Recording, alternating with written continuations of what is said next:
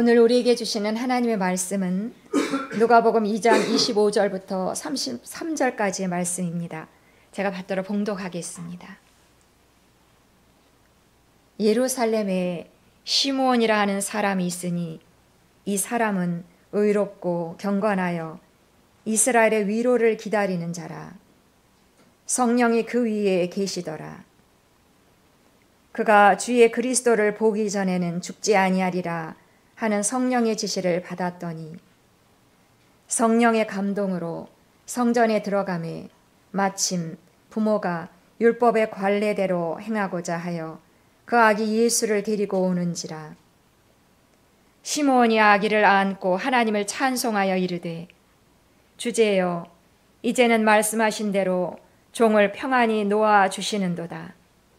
내 눈이 주의 구원을 보았사오니 이는 만민 앞에 예비하신 것이요 이방을 비추는 빛이요 주의 백성 이스라엘의 영광이니이다 하니 그의 부모가 그에 대한 말들을 놀랍게 여기더라.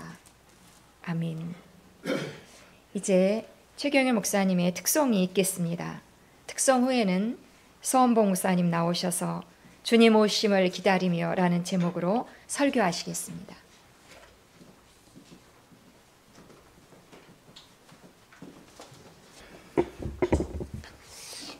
주님 오심을 기다리는 대림절에 주님의 뜻을 기다리는 주기도문 찬송이어서 더 은혜가 되고 더 감동이 되었던 것 같습니다. 감사합니다. 여러분, 제가 그 목사들 사이에서 하는 시덥지 않은 농담 하나를 좀 들려드리려고 하는데요. 여러분, 목사가 가장 영성이 충만할 때가 언제인지 아십니까? 언제일까요? 아마 여러분 들어보신 적이 있으신지 모르겠는데 바로 안수 원년, 안수 받는 딱 그 해라고 합니다.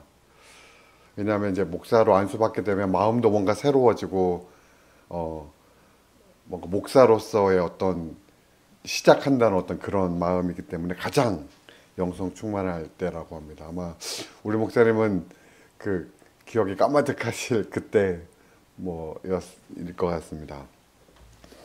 지금 들려드릴 이야기는 제가 안수 원년 때 그때 이야기입니다.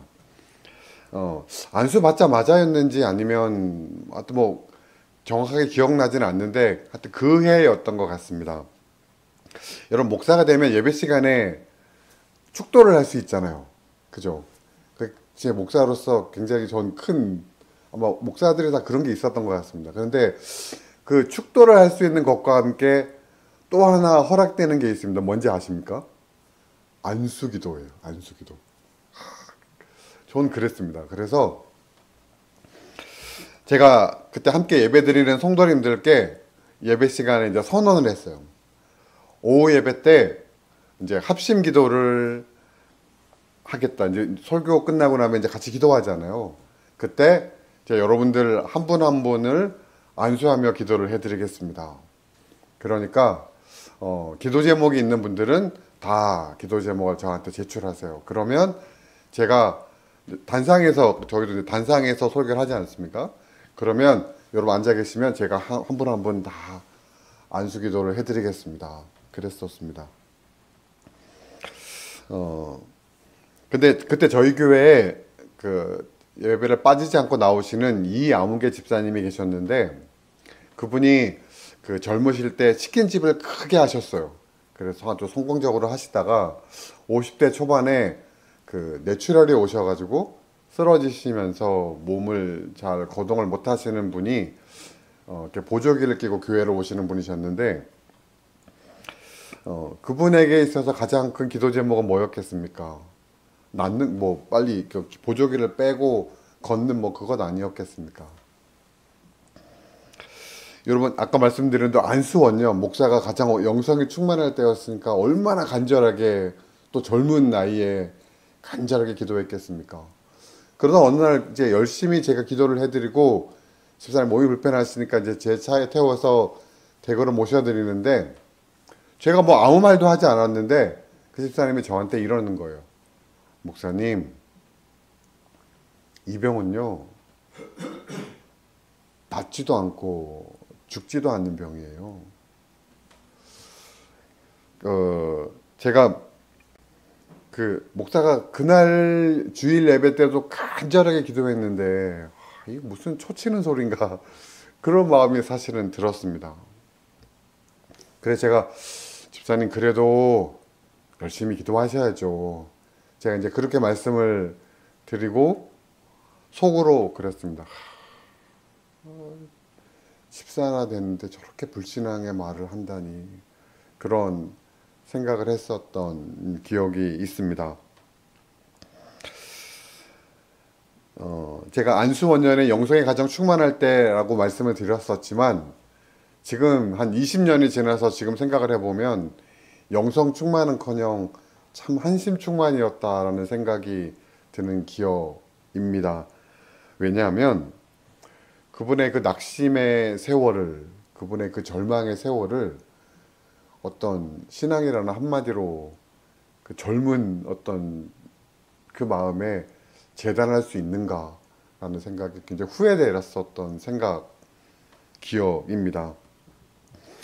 언제일지는 알 수 없는, 이루어질 수 있을지 없을지도 모르는 명확하지 않은 순간을 기다리고 기대한다고 하는 것이 얼마나 힘든 길인가, 얼마나 힘든 마음인가를 그때는 제가 잘 헤아리지 못했었던 것 같습니다. 여러분, 운전을 하고 가다가 보면 끼어들기 단속 구간이 있죠. 그 끼어들기 단속 구간은 왜 있습니까? 그 빨리 가려고 누군가가 차에 끼어들고 또 그 끼어드는 것을 기다리지 못해서 또 뭐 빵빵거리고 그런 구간이 끼어들기 단속 구간이지 않습니까? 이것은 사람들이 기다린다고 하는 것에는 매우 익숙하지 않다는 것을 반증하는 그런 것입니다. 사실 그 말에는 사실 기다리면 손해본다라고 하는 것이, 양보하면 손해본다라고 하는 것이 우리 사람들의 마음에 깔려있기 때문이라는 것이죠. 그리고 그렇게 했을 때는 나만 손해보고 내가 희생하는 것은 아무도 알아주지 않고 오히려 내가 바보 취급받는다라고 하는 생각이 우리 사람들의 마음 가운데 있기 때문이라는 거죠. 여러분, 그렇지만 사실 우리의 삶은 기다림의 연속이지 않습니까? 자식이 빨리 결혼해서 좋은 가정을 꾸리기를 기다리고 마침내 내 자식이 결혼하게 되면 내 자식에게 좋은 소식이 있기를 바라며 또 기다리고, 그렇게 간절히 기도하면서 무언가 응답을 기다립니다.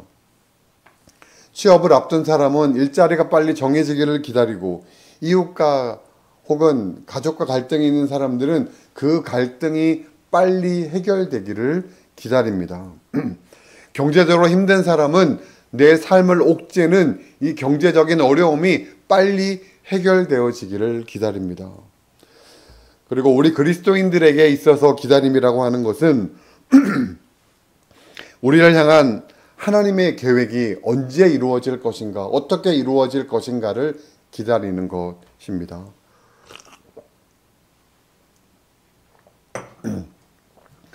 그리고 우리는 그 하나님의 약속의 때를 기다리는 것을 인내라고 말합니다.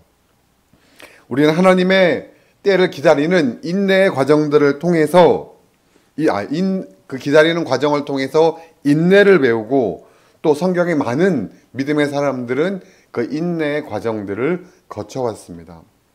우리가 잘 아는 믿음의 사람 다윗은 아들람 굴에서 사울을 피해서 오랫동안 인내의 기다림의 과정을 가졌습니다.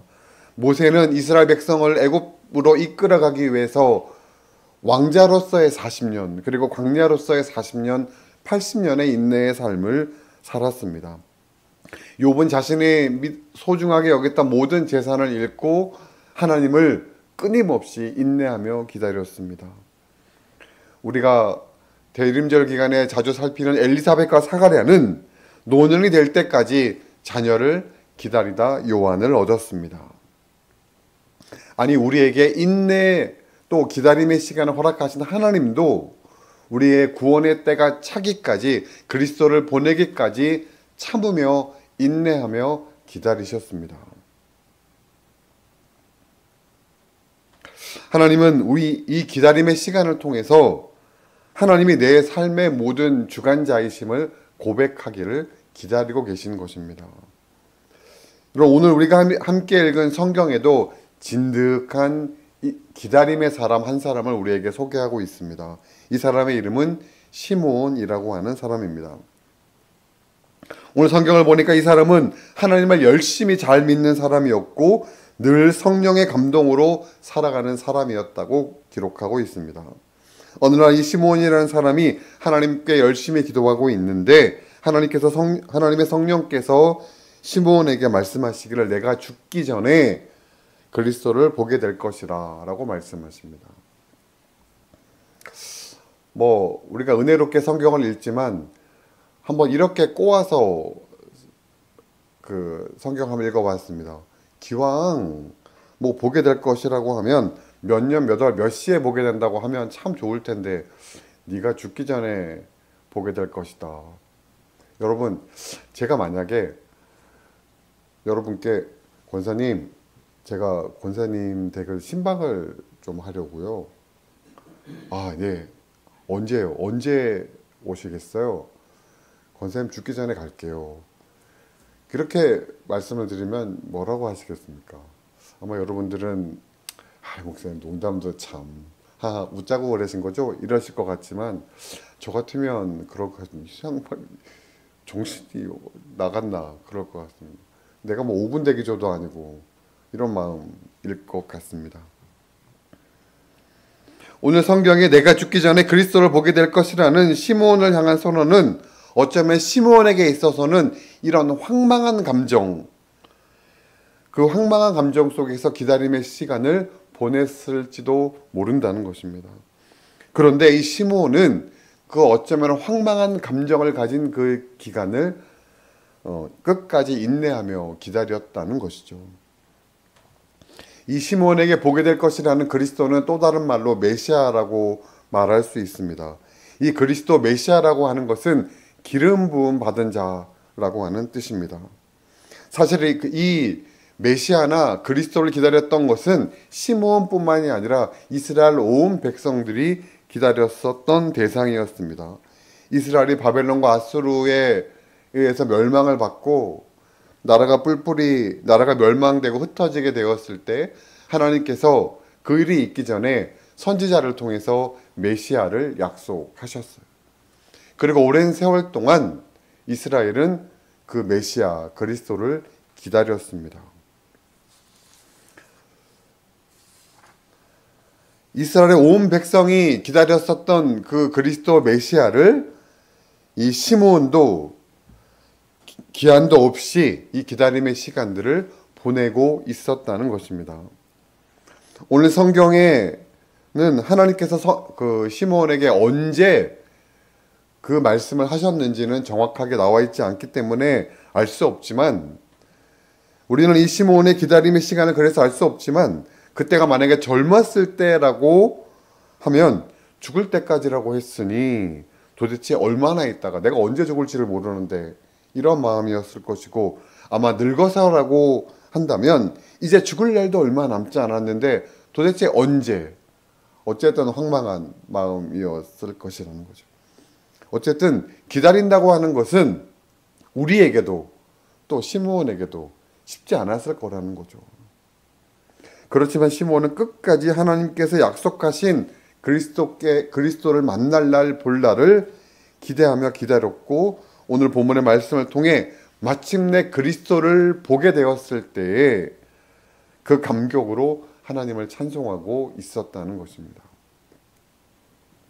여러분 이쯤에서 이 기다림에 대한 상반되는 믿음의 인물 한 사람을 더 소개하려고 합니다. 그 사람은 우리가 너무 잘 아는 세례 요한입니다. 이 세례 요한이 헤로디아에 의해서 헤롯 궁의 감옥에 갇히게 되었을 때 그 세례 요한의 제자들이 예수님의 그 행적을 감옥에 갇힌 세례 요한에게 이야기했습니다.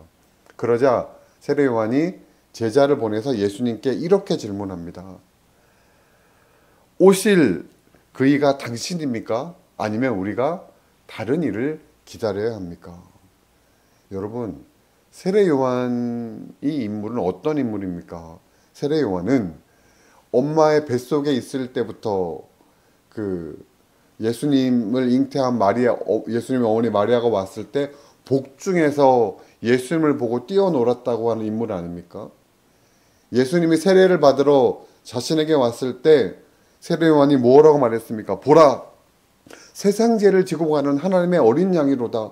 나는 그분을 위해서 신들매를 들기에도 감당할 수 없는 그런 사람이다 라고 말했던 사람이지 않습니까? 그랬던 세례 요한이 예수님께 한 질문이 무엇이었느냐? 오실 그분 그리스도가 당신입니까? 아니면 우리가 다른 사람을 기다려야 됩니까? 라고 질문했다는 겁니다. 왜 세례 요한이 그렇게 질문했을까? 성경에는 그것이 나와 있지 않아서 잘 모르겠지만 우리가 예상할 수 있는 것은 세례 요한이 나름대로의 어떤 가치 판단, 가치 기준으로 볼 때에 그분은 그리스도가 아닐지도 모르겠다. 메시아가 아닐지도 모르겠다. 그런 마음이 요한에게 들지 않았겠습니까? 세례 요한이 지금까지 살아왔었던 그 삶, 뭔가 구별되어지고 맥두기와 석정을 먹으면서 살았던 그 삶과는 무언가 다른, 구별되지 않은 세리와 죄인들과 함께 어울리며 먹고 마시며 살아가는 것, 내 가치 기준으로 볼 때는 너무 아닌 것 같다고 하는 그 모습이 예수님께 있었기 때문에 그런 것이 아니었을까. 그것이든 아니든 우리가 결론할 수 있는 것은 믿음이라고 하는 것은 어쩌면 이렇게 허망하게 결론이 나기도 한다는 거죠. 내 가치 기준이 달라졌을 때 우리의 믿음이 쉽게 흔들릴 경우가 우리의 삶 속에 너무나 많더라는 거죠. 아마도 이 시므온도 그런 황망함에 흔들림의 시간이 있지 않았겠습니까? 우리에게도 믿음을 가지고 살아가지만 우리의 삶의 어려움 때문에 우리의 신앙이 흔들리는 것처럼 시므온에게도 그런 시절이 있지 않았겠냐는 겁니다. 그럼에도 불구하고 그런 오랜 세월 기다림의 시간 속에서 절망하고 낙심하고 또 그 낙심 가운데 다시 한번 믿음을 회복하고 그래서 마침내 그리스도를 보게 되었을 때에 그에게 이런 감동의 순간이 있지 않았겠냐는 거죠. 마찬가지로 저와 여러분도 이 낙심과 기대하는 믿음 사이에서 계속 오락가락하며 대림절기를 2024년을 우리의 삶을 시간들을 보내고 있지 않은지 모르겠습니다. 이 시간을 보내며 우리에게 필요한 것은 무엇이겠습니까? 기대의 끈을 놓지 않는 것 아니겠습니까? 내 귀에 들린 대로 내가 행하겠다고 성경에 분명히 말씀하셨으니 내 말이 하나도 땅에 떨어지지 않게 하겠다고 주님께서 말씀하셨으니 하나님께 소망을 둔 사람은 분명 그 소망을 하나님께서 선하게 이끄실 것이라고 말씀하셨으니 우리는 그저 기대하고 기다림으로 그 시간을 보내는 것입니다. 한 부인이 오페라 공연에서 공연을 보다가 아주 귀한 귀걸이를 잃어버렸다고 합니다. 그래서 그 오페라 공연장에 전화를 했죠.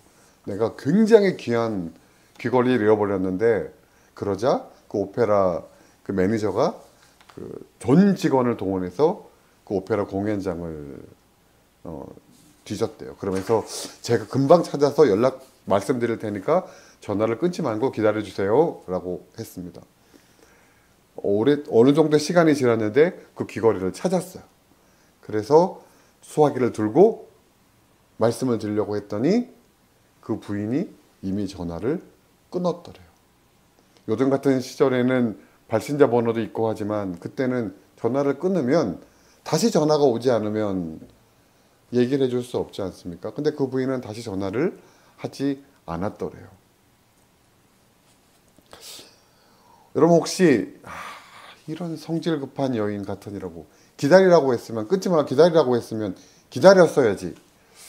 우리가 이런 생각할 수 있습니다. 그런데 사실 우리 역시도 그런 마음이지는 않냐는 겁니다. 우리가 하나님 앞에 간절하게 우리의 마음을 가지고 기도했을 때 기다려라. 그렇지만 우리도 도무지 기다릴 수 없어서 소화기를 내려버리는, 하나님과의 교통의 소화기를 내려버리는 그런 불신앙의 삶을 혹시 살고 있지는 않냐는 겁니다. 이게 우리의 기도는 아니냐는 것입니다. 그렇다면 그거 다 알고 있는데 도대체 어떻게 기다려야 할까? 도대체 오늘 성경의 시몬은 어떻게 그 시간을 보냈는가? 이 오늘 성경의 시몬 역시도 우리처럼 우리와 성정이 같은 낙심하고 절망하는 그런 사람이었는데, 오늘 성경은 이 시몬에 대해서 한 가지를 더 이야기하고 있는데, 우리가 너무 잘 아는 것이지만 오늘 성경에 보면 시몬이 아기 예수님을 만난 것은 시몬이 성령의 감동에 의해서 성전에 들어갔을 때라고 말합니다. 그리고 오늘 본문에서 시몬에 대해서 표현한 구절을 보니까 25절에 성령이 그 위에 계셨다. 26절에 성령의 지시하심을 받았다. 27절에 성령의 감동을 받았다. 이 말은 한마디로 무엇일까요? 성령의 인도하심을 따라 살았다. 시몬은 성령의 인도하심을 따라 그 기다림의 시간을 보냈다는 겁니다.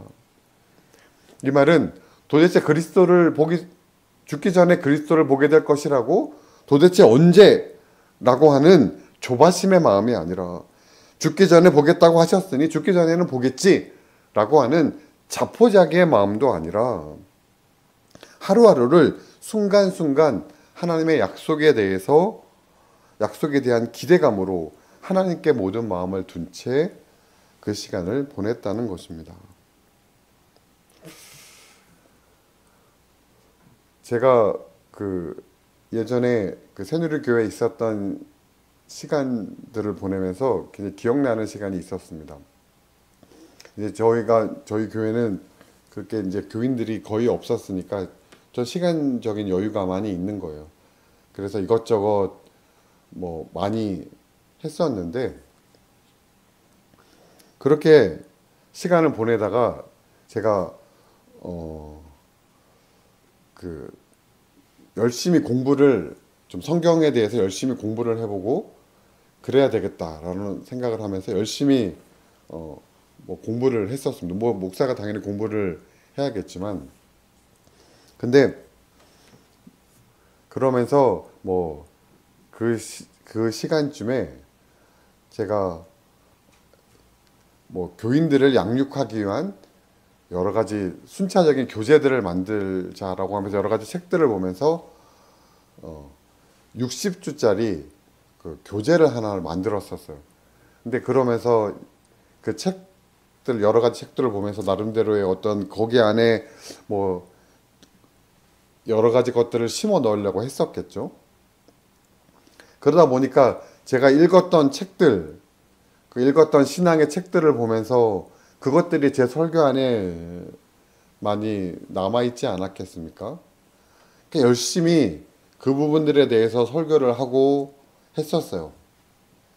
근데 그때 제 설교를 들은 저희 아내가 어느 날 제가 하는 설교에 대해서, 특히나 저희 아내가 이렇게 얘기하는 거를 불같이 화를 내거든요.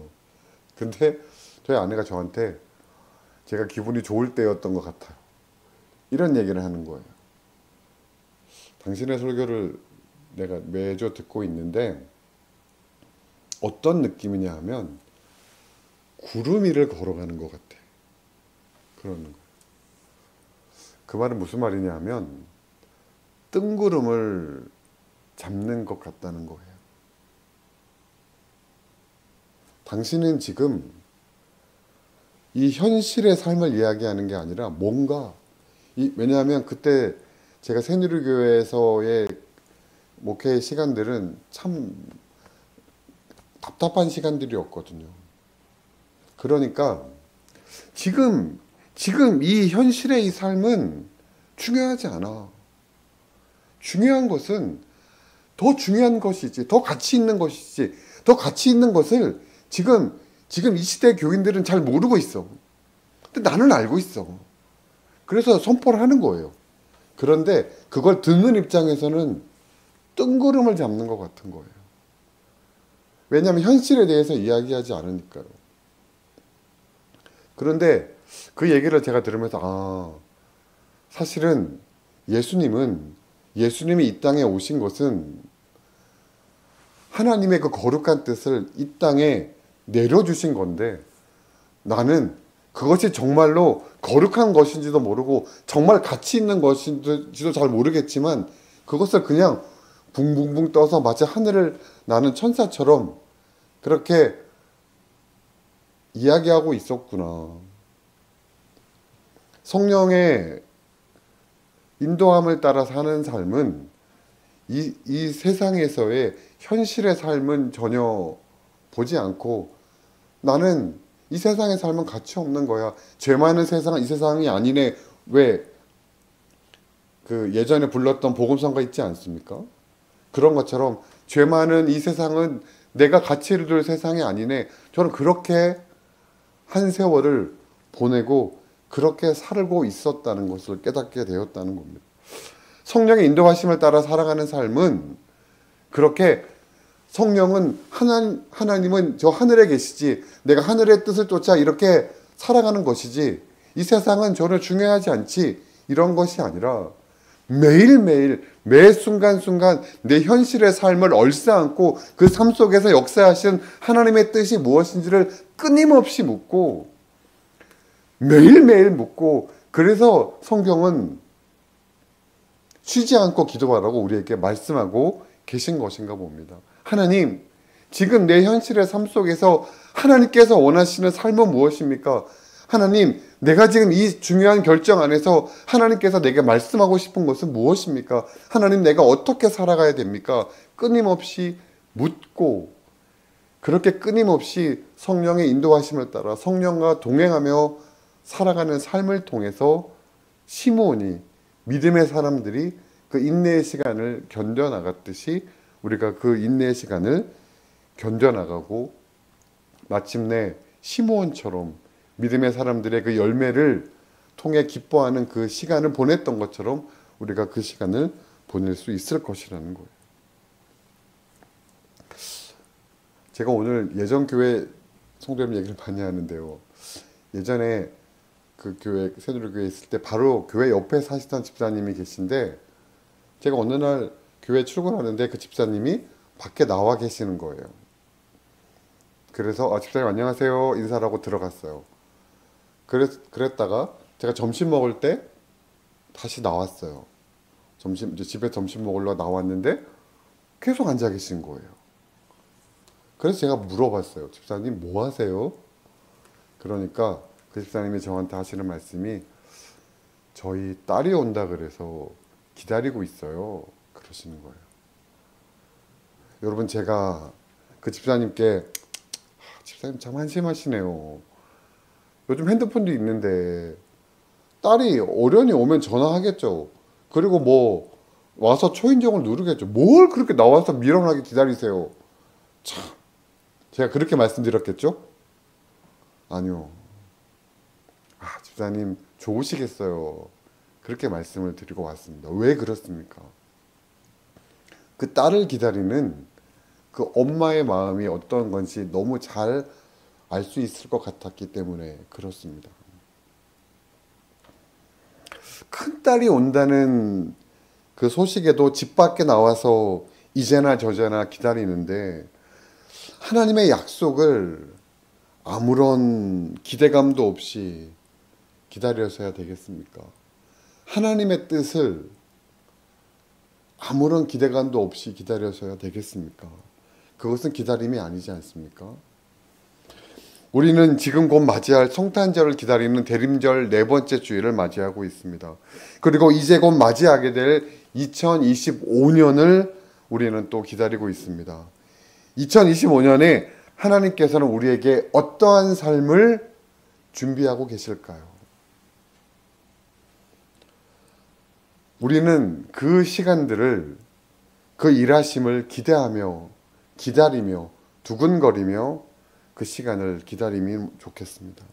하나님께서 우리의 기대하는 마음 가운데 늘 성령께서 함께 하셔서 또 그 기다림을 보내는 시간 동안 우리가 때로는 흔들리고 우리의 믿음이 흔들리고 낙심되고 절망 가운데 있을 수도 있겠지만, 그럼에도 불구하고 우리와 늘 함께 하시는 성령께서 우리와 함께 하셔서 분명히 우리의 그 기대한 마음을, 우리의 그 바라는 마음들을, 하나님을 향한 그 마음들을 함께 하셔서 분명히 이루시고 함께 하실 것입니다.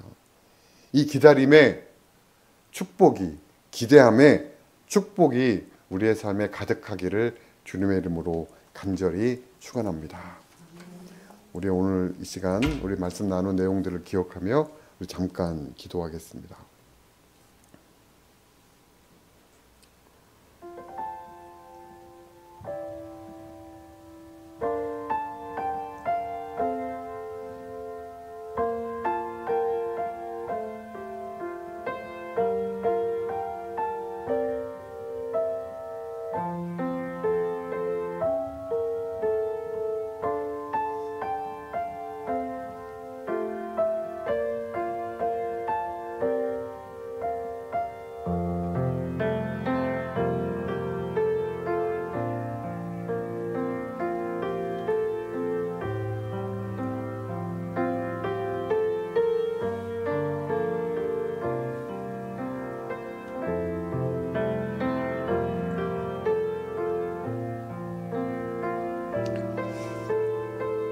하나님,